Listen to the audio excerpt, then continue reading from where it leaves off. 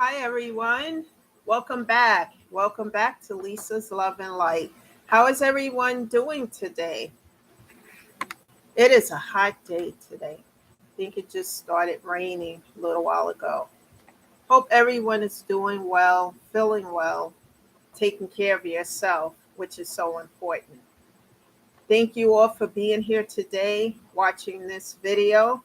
I hope these messages are helping you and that you continue to share these messages with other people because there are other people who may not share what they're feeling, which is related to their grief, which could lead to their depression, and they may not be talking about this.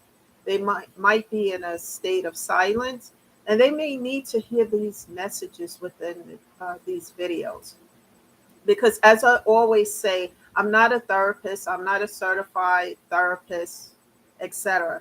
However, I'm speaking from within all of the experiences that I've had and things that's happened to me where I was just feeling despair and loss. And I'm sharing things that help me because these things that help me, it may help you as well because without it, I probably I wouldn't be here. So let's talk about it. Let's get into the topic today. The topic of discussion is be true to yourself. It's so important. And as I continue to heal and grow, and I'll tell you, everyone, on a daily basis, I listen to a playlist of music. I have these headphones. I have different color ones that I plug into the computer or many times into my phone. And when I start to feel that grief, because I can feel it now when it wants to come in, and then I just put on this music. And it's music. Some of the music is music I haven't heard in a while, and it just brings back memories. It's soothing. Music definitely heals the soul, and that is so true. Um, so what I'm saying here is that I that's one form of therapy for me, as well as just talking with my therapist about things, doing some homework that he gives me from time to time. It used to be all the time, but not as much as before. And more importantly, as well as that, I'm starting to share things with him.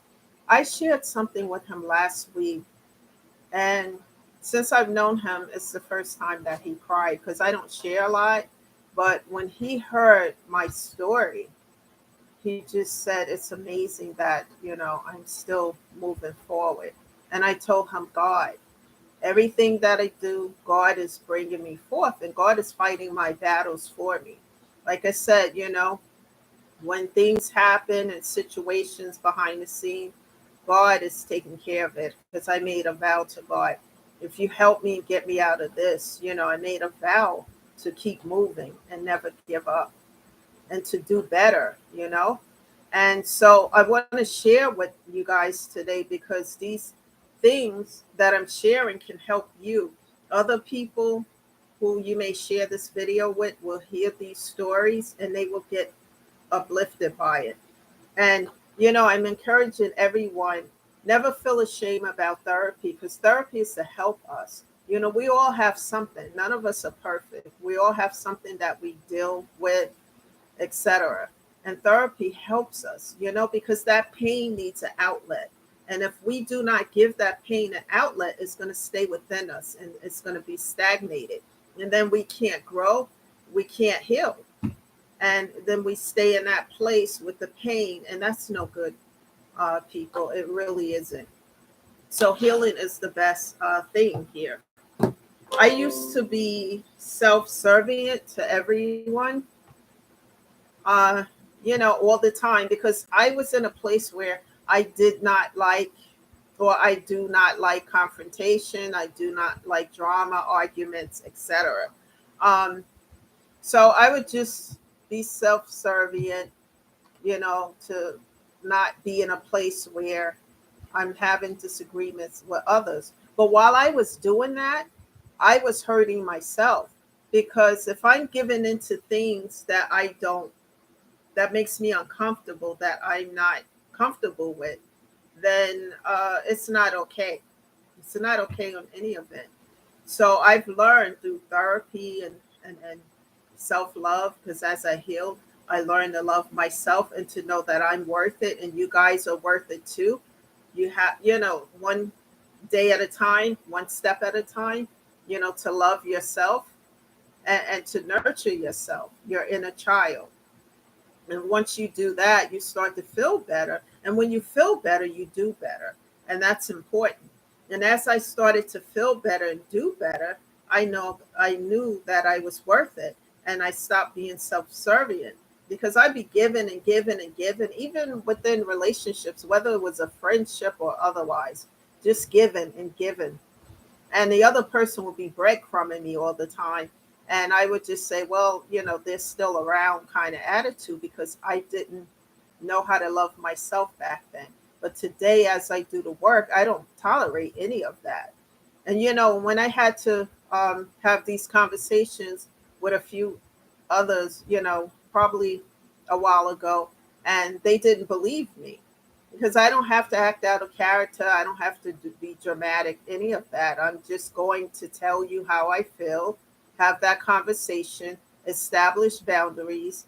And if you cross them, we'll have another conversation about it, and then that's it. And when the that's it came, they felt some kind of way about it. Did you think I was playing? I'm not playing.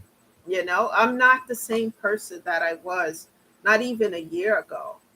Like I said, I continue to work on myself. Nothing is perfect, nothing is written in stone. We all fall short, we all have issues, but I deal with them differently today, and I say what I feel. I don't try to offend, but I say it in a way where, you have a conversation with someone. And that's what happens. That's what I was noticing, that I wasn't well, I wasn't communicating with others, or they were not communicating with me, and things would get discombobulated. And, I don't do that anymore. I say how I feel, and that's it. And I had to learn to do that. And it wasn't easy, especially telling people no. No, I'm sorry, I can't help you. I can't do it. And now today I don't have much of a problem doing. I'll help you, sure. I'm still in a space of being generous and helping people. But when someone is taking advantage of it, I start to tune in or zoom in on that right away. And then, I'm not helping anymore. That's it. I gave what I could. I did what I could. That's it. And it doesn't matter if it's family. Someone sent me a message and said to me, even if it's family, especially if it's family, yeah, because, like if you go back and look at some of my videos, you'll see my family story and why I do what I do. I'm not in a space of hating on anyone or any of that. I'm in a space of taking care of me. And that's what I want to encourage everyone here to do. Because if you don't take care of yourself first, your mental and physical health, you're no good to yourself or no one else. And it's not being selfish. Your mental and physical health is everything. And if you're not okay, you can't be okay for anyone else or anything else. So that's important. And that should be a priority. And I had to make that a priority so that I could be okay. And it didn't matter who liked it or who didn't like it. That's on them, not on me. You know. Now I'm learning. Not. There's another thing that I'm, learning as well, not to overgive. Because I'm a giver, and it doesn't have to be financially. Just giving your time, your energy, etc. And then someone is breadcrumbing you. They're not giving an equal give and take. And this is what my therapist is going over with me now. And I like the way that he does things. Well, how do you think you want to handle that?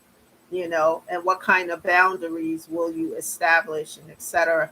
And that. So and when we run out of time, he says to me, think about that. And then when we meet again next week, let me know what you think. So I love that kind of, way that he does that because it gets me to think about, everything that we discuss, and then be prepared for the next discussion next week. But I still struggle with that. Excuse me, because I am a giver and I like to give, but I have to say to myself now, um, is this person worth giving to? Who's worth giving to and who's not? And when people take advantage, it's like then I get to the point where I say, you know what? I'm not doing this. And sometimes after establishing boundaries, they will try to cross those boundaries, and then I just cut off and block and delete. And it does make me sad. At first, it made me sad a lot, but now I don't look at it in the same perspective as I did because we had conversations about this. I didn't just cut you off and deleted you out of my life. We had conversations about boundaries, and we had more than one. And if you choose to keep doing the same thing, then um, I'm sorry, you can't. We can't do this because I'm healing. I'm in a space of healing, and this is real. This is not fake or pretense or just to be on YouTube. I'm really healing from a lot of pain and losses that I haven't even discussed here. Some of the things I have and other things I probably won't at this time because it's too traumatic. But I am healing from these things. Today I'm in a happier place at peace because I don't have the drama and the negativity in my life. I've cut off family. Well, not necessarily cutting family off. It was not that great anyway.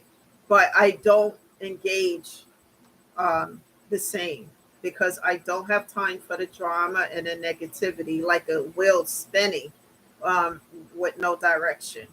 And my life is at peace. And for the first time in my life, I understand what my mom said to me in one of her final conversations before she passed away about how peace is better.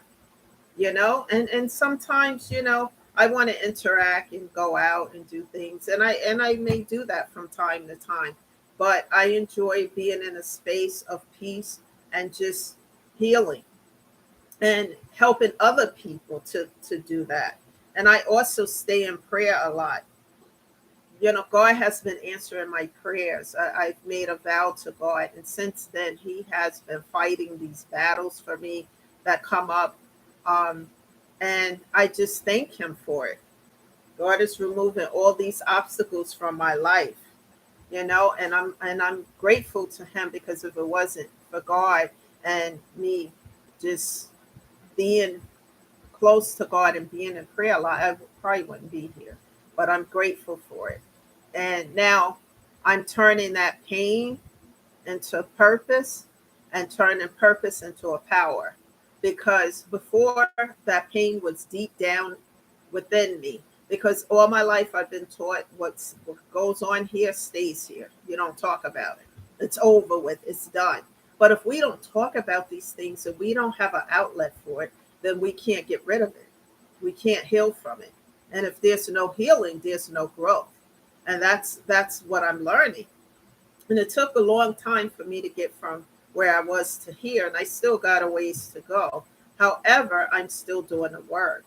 And that's why I'm encouraging everybody here today, be true to yourself. Don't worry about what other people think. You have to take care of you first, because if you don't take care of you, then you can't take care of anything else. It doesn't matter what other people say. And therapy is one outlet because I get a chance to talk about things that I don't talk about with anyone else. And if you Google whatever state you're from, you Google for a therapist in your area, and then you go and meet with one and see if you vibe with that therapist. And if you do, then slowly but surely you'll be able to talk about some of the things that you're struggling with. And sometimes some of these therapists will give you homework, others won't. It depends on your situation. But also a bereavement support group is very helpful because you're going to meet other people with the same, not the same, but with the grief. They're grieving a loved one as well. And they will share information with you on how they get through it. You never get over it, but you can get through it. And all I can say, time, and then just doing the work and being persistent, and never, ever, ever give up, folks. Please don't do that. And I understand that grief can go into depression at times, and you have times where you cry and you just feel miserable. I had like a whole year of that, to the point where I felt like I couldn't even cry anymore. I've lost so much during that time. But like I said, as I did the work, and the work involved is just music, talking a lot about these things, and writing things down that I wanted to say that I didn't say to my mother, and then sharing those things in the next session with my therapist, and things like that. And knowing that my mother and my other uh, passed over friends would not want me to be in a state of depression and sadness, especially my mom. She would want me to move on with my life. And that helps me to keep going as well. She wouldn't want me to sit around and still be crying and in a deep depression and not living my life. And so that comforts me as well. And I'm still trying to make arrangements to get to the gravesite. I'm struggling with that as well, as I told my therapist, because I don't know how I'm going to react when I get there. But when I do, I will share with you guys how that went as well. So be true to yourself. Always take care of your mental, physical health, and know that it takes one day at a time. And don't be too hard on yourself. And when you do something and you take a step, pat yourself on the back. Give yourself your flowers, and uplift yourself as you do the work, because it's not easy. It really isn't. But it's just one day at a time, and being persistent and never giving up. Thank you for listening to this message today. Please share this with other people. And thank you for sharing these messages, because I see that you are sharing it. I'm getting comments about how this channel is helping other people. So thank you. And if anyone wants to email me in reference to attending a seminar, please send the email to Lisa Vaughn, VAUGHN 410 at gmail.com, and hit that subscribe button. And don't forget to share. And I'll be back in another day or two with a new message. Thank you all for being here. I really appreciate you guys. And have a great evening. Bye for now.